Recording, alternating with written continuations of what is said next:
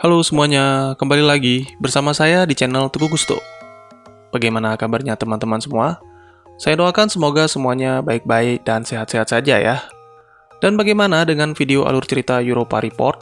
Semoga bisa bermanfaat atau minimal bisa menghibur teman-teman dimanapun berada.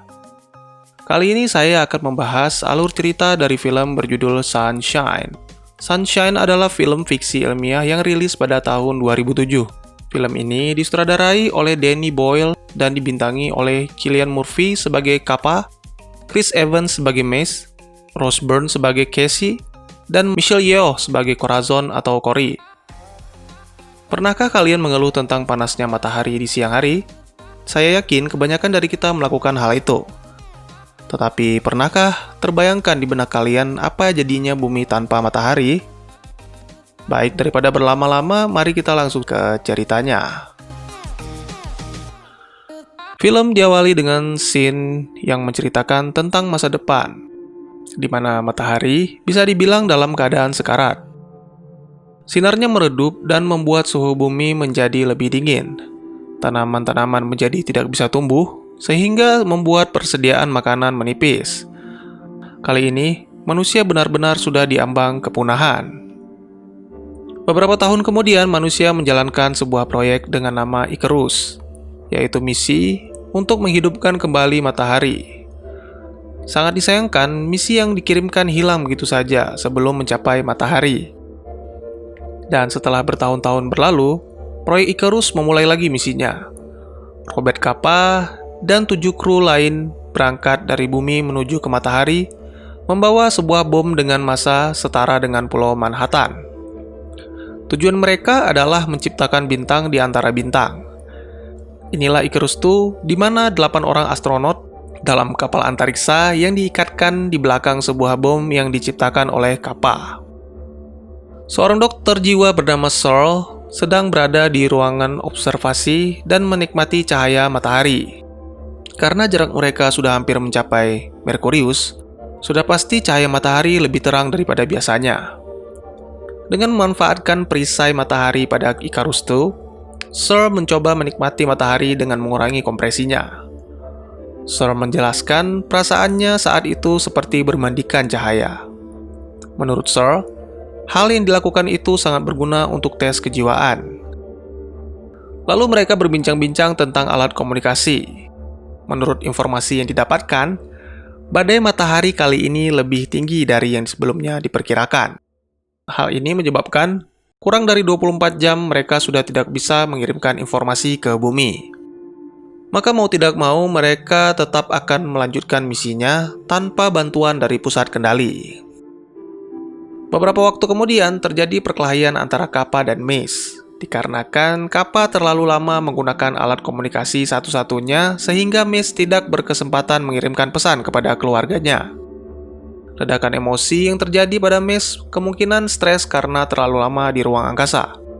Maka dari itu, Mace menemui Searle dan berjanji tidak akan mengacaukan keadaan lagi. Lalu Mace menjalani terapi dengan cara masuk ke ruang simulasi yang menampilkan pemandangan di bumi, baik itu hutan rimba, pegunungan, ataupun hanya pemandangan beberapa orang gadis yang sedang menikmati ombak di tepi pantai. Setelah proses terapi selesai, keadaan Mace sudah lebih baik, dan akhirnya pertengkaran Mace dan Kappa pun reda. Lalu mereka memasuki orbit Merkurius, dan Casey memanggil semua kru untuk berkumpul dan menikmati pemandangan yang sangat jarang itu.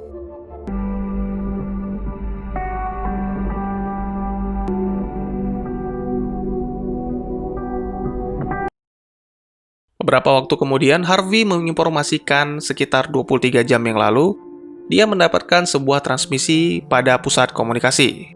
Seharusnya mereka sudah tidak bisa mendapatkan transmisi apa-apa, dikarenakan badai matahari. Tetapi karena planet Merkurius banyak mengandung logam, dan secara tidak langsung bertindak sebagai antena, maka transmisi itu berhasil masuk ke pusat komunikasi Icarus II. Menurut Harvey, transmisi itu berasal dari Icarus I, dan hal itu membuat seluruh kru terkejut. Bagaimana mungkin setelah menghilang selama 7 tahun, Icarus I berhasil kembali? Segala macam analisa mereka utarakan untuk menjelaskan semua kemungkinan. Lalu Trey mencoba memprediksikan lokasi dan tiba-tiba muncul ide untuk menghampiri Icarus One. Hal itu dikarenakan mereka membutuhkan alat cadangan untuk berjaga-jaga seandainya mereka mengalami kegagalan, serta untuk mengumpulkan bahan makanan yang tersisa dan juga tanaman yang digunakan sebagai daur ulang oksigen.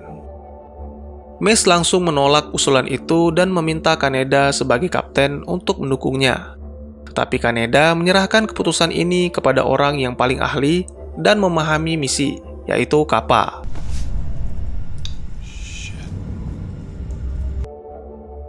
Kappa menggunakan perhitungan matematis sistem Icarus untuk memprediksikan tingkat keberhasilan mereka. Dan akhirnya, Kappa memutuskan untuk menghampiri Icarus One. Saat meninggalkan orbit Merkurius 1, tiba-tiba alarm berbunyi. Ternyata telah terjadi kerusakan akibat kelalaian Trey. Hal ini memaksa mereka untuk memperbaiki kapal Icarus dari luar. Sebagai kapten, Kaneda mengajukan secara sukarela untuk menangani hal ini. Tetapi tugas ini membutuhkan tenaga 2 orang. Dikarenakan Harvey adalah wakil kapten, maka diputuskanlah Kappa yang membantu Kaneda untuk memperbaiki Icarus. Setelah mereka berdua telah siap menggunakan kostum, akhirnya mereka mulai memperbaiki panel hidrolik perisai Icarus. Dan Casey sebagai pilot mengambil alih kendali Icarus secara manual untuk membelokkan perisai Icarus agar bisa menutupi Kaneda dan Kappa dari sinar matahari. Awalnya semua berjalan lancar, tetapi seperti yang sudah dikatakan Harvey, mengubah sudut perisai akan berisiko merusak beberapa bagian pesawat. Dalam hal ini, ruang oksigen dan tanaman mengalami kebocoran akibat terbakar. Mau tidak mau, Kaneda harus mengorbankan diri dengan cara memperbaiki panel saat sudut perisai dikembalikan seperti semula. Sedangkan Kappa diperintahkan kembali ke dalam Icarus.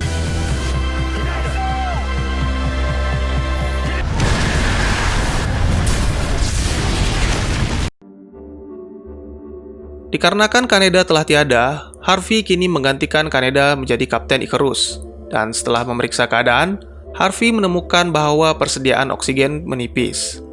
Sehingga mereka tidak punya pilihan lain selain menemukan Icarus One. Beberapa waktu kemudian, akhirnya mereka menemukan Icarus One. Dan persiapan pun dilakukan. Harvey, Mace, Kappa, dan juga Searle memeriksa kapal Icarus One dan mereka menemukan ruangan-ruangan di kapal itu penuh dengan partikel abu. Di sana, Mace menemukan rekaman video aneh dari Pinbacker yang merupakan kapten Icarus One. Di rekaman itu, Pinbacker mengatakan hal-hal gila seperti umat manusia tidak boleh melawan kehendak Tuhan.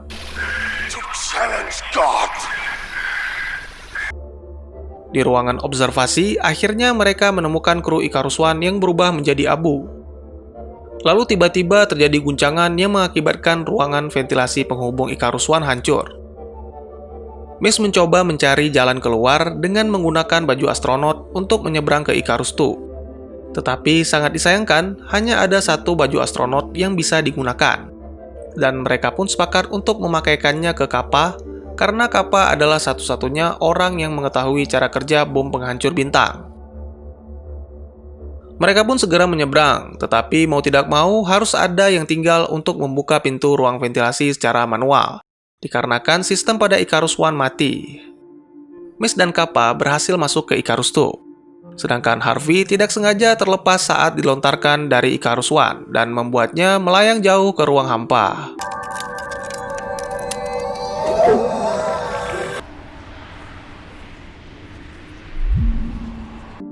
Icarus II bersiap untuk meninggalkan Icarus One. Searle yang berada di Icarus One memutuskan untuk mati sambil memandang matahari secara langsung yang merupakan impiannya selama ini. Para kru yang tersisa berdiskusi tentang ruang ventilasi Icarus One yang terlepas. Mace meyakini bahwa ada yang menyabotase ruang ventilasi itu. Mereka menjelaskan alibinya masing-masing, dan hasilnya mereka mencurigai bahwa Trey sudah terkena gangguan jiwa sehingga menyabotase ruang ventilasi.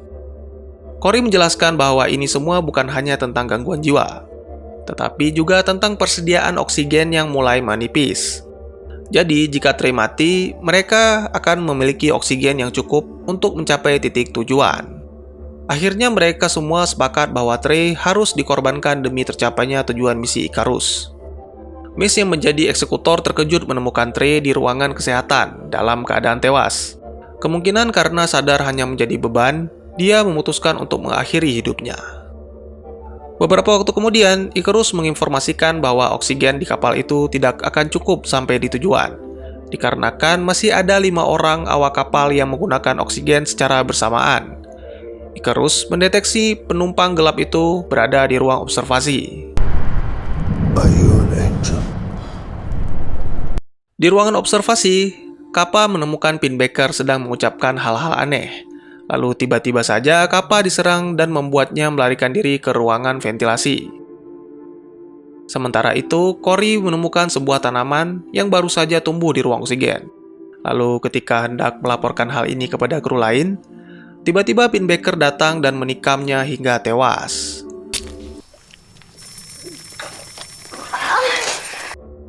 Seluruh sistem Icarus tiba-tiba mati. Mengetahui hal itu, Mace berusaha kembali menyalakan sistem dan melihat Kappa terkunci di ruang ventilasi. Lalu Mace mencoba menghubungi Kappa melalui alat komunikasi yang ada pada baju astronot. Kappa langsung melaporkan bahwa Pinbacker sedang berada di kapal itu dan mencoba mengagalkan misi mereka. Terbukti, Mace menemukan panel utama yang telah disabotase. Beberapa waktu kemudian, dia meminta Kappa untuk melepaskan bom secara manual, dikarenakan sistem pada kapal Icarus belum sepenuhnya aktif. Lalu Mace pun tewas membeku di sistem pendingin. Setelah berhasil keluar dari ruangan ventilasi, dia langsung memisahkan muatan bom dan kapal Icarus agar bisa mengaktifkan pendorongnya untuk lebih dekat dengan matahari. Lalu di ruang muatan, dia menemukan Casey yang sedang pingsan dan secara tiba-tiba Pinbacker muncul dan menyerang Kappa. Melihat hal itu, Casey tersadar dan mencoba menolong Kappa untuk melepaskannya dari cengkeraman tangan Pinbacker.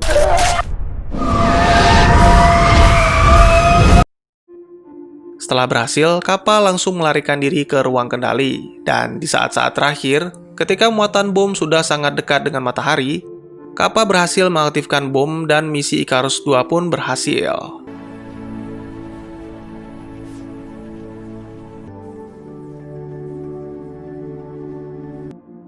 Di bumi, matahari bisa bersinar kembali dan umat manusia terhindar dari kepunahan.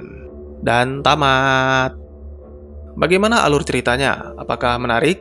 Mungkin dari kalian ada yang bertanya-tanya apa yang terjadi dengan Pinbacker. Apakah dia terkena pendorum?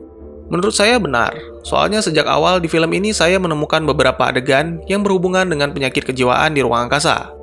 Mulai dari Searle yang mencoba menjalani tes kejiwaan dengan menatap matahari, hingga Mace yang didiagnosa mengalami lonjakan emosi.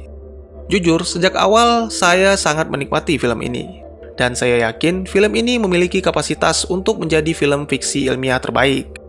Terima kasih untuk teman-teman yang sudah menonton video ini hingga akhir, dan saya berharap kalian semua bisa terhibur. Bagi teman-teman yang punya teori tentang film ini dan ingin berdiskusi, atau mungkin juga teman-teman punya referensi film lain untuk kita review, silahkan tuliskan di kolom komentar. Insya Allah pasti akan saya baca. Baik, sekian dulu videonya dan dukung terus channel ini dengan cara share, like, dan subscribe, karena dukungan kalian sangat berharga bagi saya demi perkembangan channel ini. Saya Gusto. Sampai jumpa di video selanjutnya. Dadah!